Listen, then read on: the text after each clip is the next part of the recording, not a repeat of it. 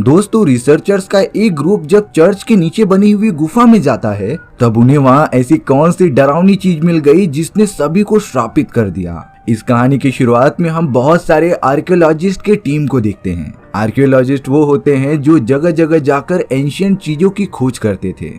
अब ये पूरी आर्कियोलॉजिस्ट की टीम अपना सफर तय करते हुए एक बहुत ही बड़ी चर्च के पास पहुंच जाती है। अपनी रिपोर्ट्स की वजह से उन्हें ये पता चला कि चर्च के ठीक नीचे एक बहुत ही बड़ी गुफा है। वो सारे आर्कियोलॉजिस्ट बिना कुछ सोचे समझे गुफा के अंदर चले जाते हैं, पर उन्हें क्या पता था कि वो सब कभी बाहर ही नहीं निकल पाएंगे। अब यहाँ उन आर्कियोलॉजिस्ट की टीम आगे बढ़ने के लिए खुदाई करने जाती है, तभी अचानक गुफा का एक फ्लोर टूट गया था, जिसकी वजह से आर्कियोलॉजिस्ट की पूरी टीम गुफा के अंदर गिरने लग जाती है। इस धमाके की वजह से गुफा के ऊपर जो बड़ा सा चर्च बना था वो भी पूरा टूट जाता है, यानी कि वो सारे लोग अब पूरी तरीके से फंस चुके थे। पर तभी अचानक गुफा में से किसी के गुर्राने की आवाज आने लग जाती है, यानी कि अंदर जरूर कोई भयानक जानवर होगा। और अब उन आर्कियोलॉजिस्ट के चिल्लाने की आवाज सुनते हुए ये सीन ब्लैंक हो गया था। अब इस बात को कई साल बीत चुके थे।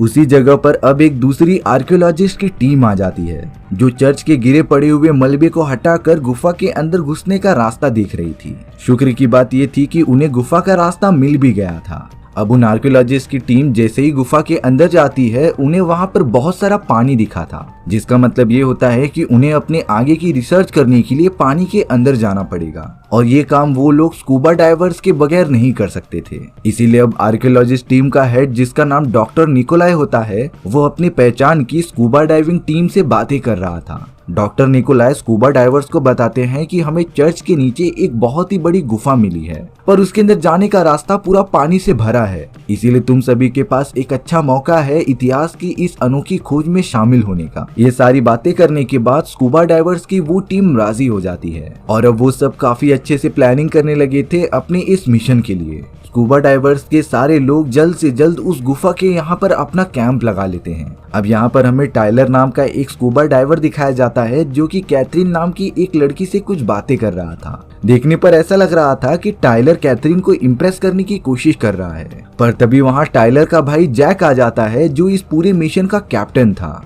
आर्कियोलॉजिस्ट की टीम जब ऊपर से रिसर्च कर रही थी, तब उन्हें कुछ जूते मिले थे। ये जूते बहुत पुराने लग रहे होते हैं, जो और किसी के नहीं बल्कि उन्हीं आर्कियोलॉजिस्ट के थे जो सबसे पहली बार इस केव में आए थे। अब यहाँ स्कूबा डाइवर्स की पूरी टीम आर्कियोलॉजिस्ट के साथ मिलकर रात गुजारती है। दोनों ही ग्रुप्स अपनी रिपोर्ट्स एक दूसरे से शेयर करते हुए ये प्लान बना रहे थे कि आखिर वो सब गुफा के अंदर कैसे जाएंगे। डॉक्टर निकोलाई सभी को समझा रहे थे कि गुफा के अंदर कुछ भी हो सकता है, इसीलिए उन्हें पूरी तरीके से चौकन्ना रहना पड़ेगा। साथ ही साथ निकोलाई ने उन्हें एक बहुत ही पुरानी कहानी सुनाई। दरअसल कई 100 साल पहले इस गुफा में एक बहुत ही खतरनाक राक्षस हुआ करता था।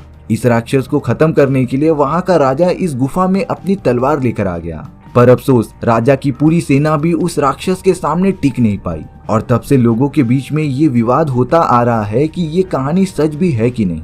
यहाँ स्कूबा डाइवर्स का कैप्टन जैक सभी को अपने प्लान के बारे में बताता है। दरअसल वो सब पूरे 10 दिनों तक अंदर रहकर अपनी रिसर्च करने वाले थे, और अब सारी प्लानिंग खत्म होने के बाद सबसे पहले ब्रिक्स नाम के एक स्कूबा डाइवर को अंदर भेजा जाता है। ब्रिक्स के हाथ में कैमरा होगा, जो उसकी टीम बाहर से मॉनिटर करती रहेगी। वो तो लगातार पानी के अंदर जाता ही जा रहा था। सारे सिग्नल्स ब्रिक्स की टीम को काफी अच्छे से मिल रहे थे।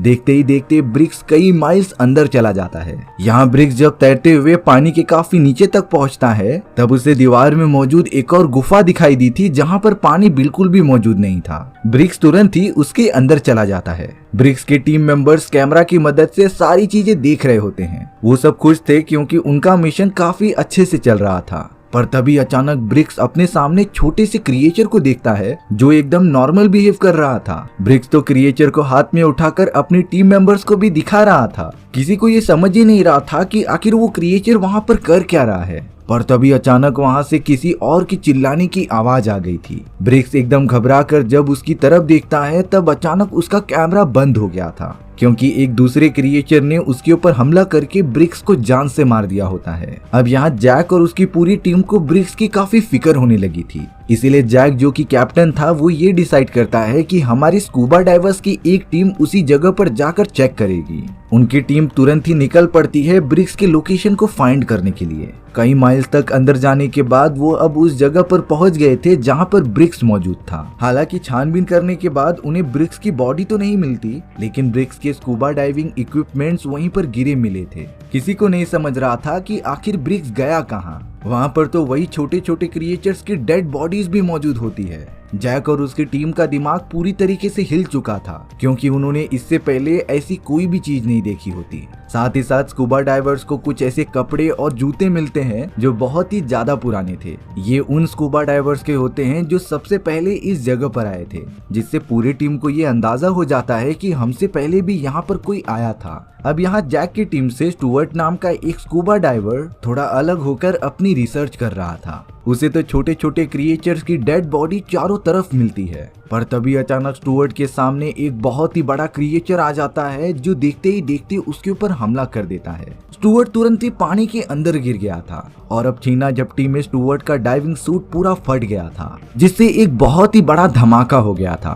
स्टुअर्ट की पूरी बॉडी चकनाचूर हो जाती है, पर इस धमाके की वजह से वहां की पूरी गुफा हिलने लगी थी। बड़े बड़े पत्थर लगातार नीचे गिरने लग जाते हैं। जैक और उसकी टीम जिस रास्ते से यहाँ पर आए थे वो भी अब पत्थर से पूरा ब्लॉक हो चुका था, यानी कि अब उन्हें यहाँ से बाहर निकलने का कोई और रास्ता ढूंढना पड़ेगा। सभी लोग इन सारी चीजों से काफी ज्यादा डर गए थे।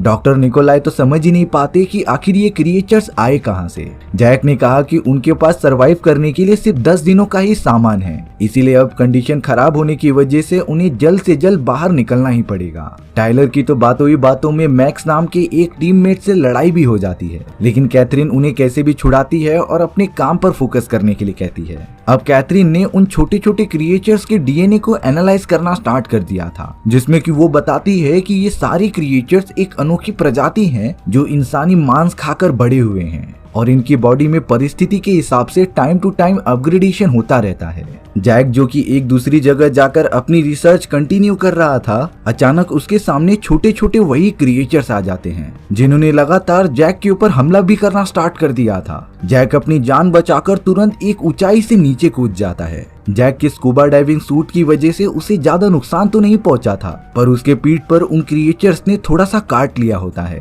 जैक के टीममेट्स को जब ये बात पता चली तब वो उसकी फर्स्ट एड करने में बिजी हो गए, लेकिन अब देखकर ऐसा लग रहा था कि जैक अब इन्फेक्टेड हो चुका है। हालांकि इस बारे में जैक के टीममेट ज्यादा नहीं सोचते, वो तो जैक की सिर्फ अच्छे से मरहम पट्टी कर रहे थे और उसे आराम करने के लिए कह रहे होते हैं। लेकिन जैक जो अपने मिशन को लेकर काफी ज्यादा सीरियस था, वो अपने टीममेट से कहता है कि उन्हें आगे बढ़ते रहना चाहिए और पानी के रास्ते को ढूंढकर यहाँ से बाहर निकलना चाहिए। हालांकि बाकी लोग जैक के इस बात से राजी नहीं हो रहे थे, लेकिन जैक ने उन्हें भरोसा दिलाया कि वो सब यहाँ से जिंदा बाहर निकल सकते हैं। जैक के बहुत ज्यादा इंसिस्ट करने की वजह से सभी लोग उसकी इस बात मानने के लिए राजी हो गए थे और अब पूरी टीम आराम किए बिना निकल पड़ती है बाहर का रास्ता ढूंढने के लिए। पूरे आधे घंटे चलने के बाद जैक को पानी की आवाजें आने लगी थी, यानी कि वो सब बिल्कुल सही रास्ते पर जा रहे हैं। कुछ देर बाद जैक की पूरी टीम उस जगह पर पहुंच गई थी जहां से बाहर निकला जा सकता था, क्योंकि वो पूरा रास्ता पानी से भरा होता है जिसके अंदर जाकर वो सब समुद्र के रास्ते से बाहर निकल सकते थे।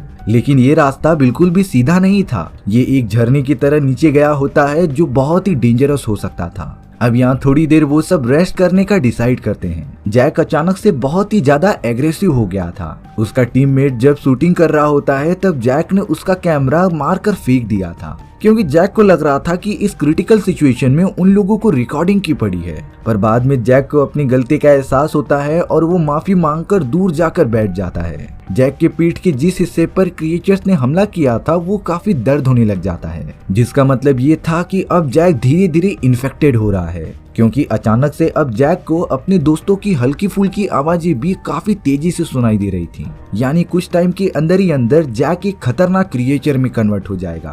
पर इन सारी बातों से उनकी पूरी टीममेट्स एकदम से अनजान थे। अब बारी आ गई थी कि सारे टीममेट्स अपने अपने स्कूबा डाइविंग सूट पहनकर पानी के अंदर चले जाएं। एक एक करके वो सब ऐसा करना भी स्टार्ट कर देते हैं, पर तभी अचानक पानी की स्पीड काफी ज्यादा तेज हो गई थी, जिससे कि सारे लोग बिना किसी सपोर्ट के तेजी से नीचे गिरते जा रहे थे। लेकिन असली खतरा तो अभी आना बाकी था। सभी लोग जैसे ही नीचे जाते रहते हैं, कैथरीन पर उस खतरनाक क्रिएचर ने हमला कर दिया था। ये क्रिएचर तो बाकी क्रिएचर से काफी बड़ा और खौफनाक होता है। टायलर लगातार कैथरीन को बचाने की कोशिश कर रहा था, पर कैथरीन ऊपर ही छूट जाती है और बाकी सब नीचे आ जाते हैं। हालांकि डॉक्टर निकोलाई के ऊपर भी क्रिएचर्स ने हमला कर दिया था, जिससे कि वो ऊपर ही फंस गए थे। कैथरीन की नसीब अच्छी थी कि क्रिएचर्स ने उसे काटा नहीं और वो पानी के बहाव की वजह से नीचे आ गई थी। लेकिन डॉक्टर निकोलाई अभी भी ऊपर ही मौजूद होते हैं, जो लगातार मदद के लिए चिल्ला रहे थे। पर अब वो खतरनाक क्रिएचर डॉक्टर निकोलाई पर हमला कर देते हैं। लेकिन जब घायल होकर डॉक्टर निकोलाई पानी के अंदर कूद गए, तब टीम को लगा कि डॉक्टर निकोलाई बच जाएंगे।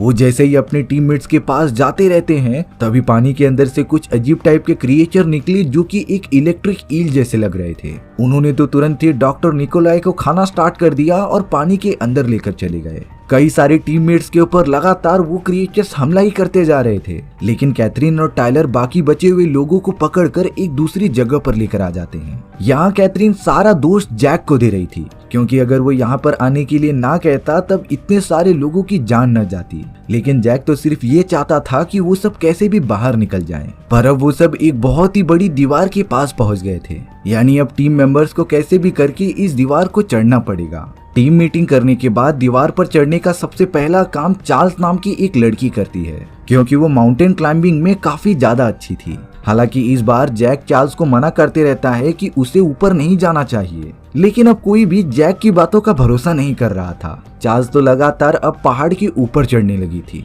कुछ ऊंचाई तक पहुंचकर चार्ल्स एक ऐसी जगह पर आ जाती है जहां से उसने बहुत सारी रस्सी नीचे फेंक दी थी, ताकि बाकी टीम मेंबर्स भी ऊपर आ सकें। चार्ल्स कुछ देर तक वहीं पर खड़ी रही, लेकिन उसे बिल्कुल भी अंदाजा नहीं था कि आवाज सुनकर वही खतरनाक क्रिएचर वहां पर आ गया है। चार्ल्स तुरंत अपने आप को बचाने के लिए रस्सी से नीचे कूद जाती है। हालांकि वो रस्सी का यूज करके बच गई थी, पर जैसे ही वो चट्टान के साइड में छुपने जाती है, तभी एक खतरनाक क्रिएचर उड़ते हुए उसके पास आकर खाने लगा था। चार्ल्स को यहाँ पता चल गया होता है कि वो बचने नहीं वाली, इसीलिए वो अपने पास मौजूद ऑक्सीजन से भरी एक सिलेंडर को ब्लास्ट कर देती है, जिससे कि चार्ल्स तो जल गई थी, पर वो खतरनाक क्रिएचर भी पूरी तरीके से जलकर नीचे गिर जाता है। बाकी टीममेट्स को जब ये बात पता चली, तब उनके बीच काफी तनाव का मोमेंट बन गया था, क्योंकि अब उन्हें बड़ी सावधानी से आगे बढ़ना पड़ेगा। यहाँ जैक पे उन क्रिएचर्स के काटे जाने पर काफी गहरा असर पड़ने लगा था। साथ ही साथ जैक की बॉडी भी क्रिएचर्स की तरह म्यूटेट होने लग जाती है। कैथरीन जैक को देखकर ये सारी बातें समझ गई थी। दरअसल क्रिएचर्स के वायरस में एक ऐसा पैरासाइट होता है जो होस्ट के बॉडी में जाकर खुद को कंडीशन के हिसाब से अपग्रेड करता था, और इसीलिए जैक की बॉडी में चेंजेस आ रहे हैं। कैथरीन को ये भी पता चल गया होता है कि जिन आर्कियोलॉजिस्ट की टीम सबसे पहले यहाँ पर आई थी, उन्हें क्रिएचर्स ने नहीं मारा था, बल्कि पैरासाइट के इन्फेक्शन की वजह से वो पूरी तरीके से क्रिएचर में कन्वर्ट हो गए, और वही क्रिएचर्स उनके ऊपर हमला कर रहे हैं। यहाँ अब सारे लोग जैक के अगेंस्ट हो गए थे, जो उसे चले जाने के लिए कहते हैं। लेकिन जैक का भाई टायलर उसके साथ ही रहना चाहता था, इसीलिए अब यहाँ पर दो ग्रुप्स बन जाते हैं। पहली टीम में जैक, टायलर और बॉब नाम के आदमी मौजूद थे, और दूसरी टीम में कैथरीन, ब्रिक्स और एलेक्स थे। दोनों ही ग्रुप्स अपने अलग अलग रास्ते पर निकल जाते हैं। यहाँ जैक जैसे जैसे क्रिएचर में कन्वर्ट हो रहा था, उसके पास जानवरों जैसी एबिलिटीज भी आ जाती हैं। जैक अपने भाई टायलर और बॉब को लेकर एक ऐसी जगह पर आ गया था जहाँ से बाहर निकला जा सकता है। हालांकि रास्ते में आते समय बॉब का पैर बुरी तरीके से घायल हो चुका था, लेकिन फिर भी वो अपना सफर तय करते रहता है। अब यहाँ जैक की टीम को बाहर निकलने का रास्ता साफ साफ दिखाई दे रहा था, लेकिन जैक अपने भाई टायलर से कहता है कि तुम्हें यहाँ से चले जाना चाहिए, और वो खुद जाकर कैथरीन की टीम को भी यहाँ पर लेकर आएगा। लेकिन टायलर अपने भाई को इस तरीके से नहीं छोड़ने वाला था, इसीलिए वो भी जैक के साथ कैथरीन की टीम को बचाने के लिए निकल पड़ता है। अब हमें दूसरी तरफ कैथरीन, ब्रिक्स और एलेक्स को दिखाया जा रहा था, जो कि आगे बढ़ रहे होते हैं। पर तभी उनके ऊपर उन्हीं खतरनाक क्रिएचर्स ने हमला कर दिया था, जो देखते ही देखते उन तीनों को काटने की कोशिश कर रहे थे। जैक और टायलर भी जल्द से जल्द वहां पर पहुंच जाते हैं, उन क्रिएचर्स की अटैक की वजह से कैथरीन की पूरी टीम भटक गई थी। लेकिन यहाँ टाइलर जो कि कैथरीन को बचाने के लिए उसकी तरफ बढ़ रहा था, तभी टाइलर के पीछे एक खतरनाक क्रिएचर पड़ जाता है जो लगातार अपने नुकीले पंजों की मदद से उसके बॉडी को चीरने की कोशिश कर रहा था। एक मोमेंट पर ऐसा लगा कि टाइलर के शरीर के टुकड़े टुकड़े हो जाएंगे, पर तभी वहाँ पर कैथरीन आ जाती है जो एक गन की मदद से बहुत ही ज्यादा साउंड प्रोड्यूस कर रही थी।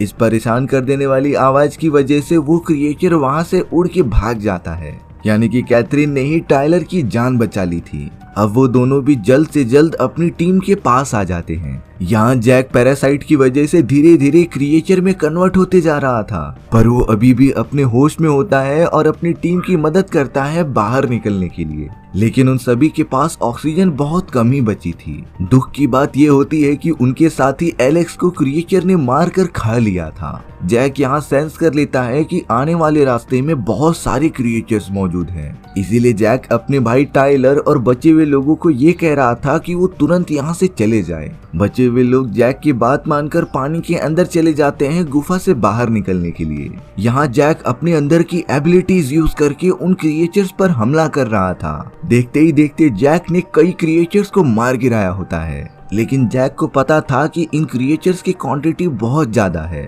इसीलिए अब सभी क्रिएचर्स को एक साथ खत्म करने के लिए जैक ने अपना ऑक्सीजन सिलेंडर बाहर निकाला और उसे पूरा का पूरा ब्लास्ट कर दिया, जिससे कि वहाँ एक बहुत ही बड़ा धमाका होता है। और अब जैक के साथ साथ वो सारे खतरनाक क्रिएचर भी जलकर मारे जाते हैं। टाइलर, कैथरीन और बचे हुए लोग कैसे भी करके पानी के रास्ते से बाहर निकलने का रास्ता ढूंढ लेते हैं। वो सब सिर्फ जैक की कुर्बानी की वजह से बच पाए हैं। इसी तरीके से हमारी ये एडवेंचरस कहानी यहीं पर खत्म हो जाती है। सो व्यूअर्स, आपको ये स्टोरी कैसी लगी कमेंट सेक्शन में बताना भूलना मत। और अगर आपको मेरा एक्सप्लेनेशन 1% भी अच्छा लगा होगा ना, तो वीडियो को लाइक एंड चैनल को सब्सक्राइब जरूर कर देना। मिलते हैं नेक्स्ट वीडियो में। Bye bye.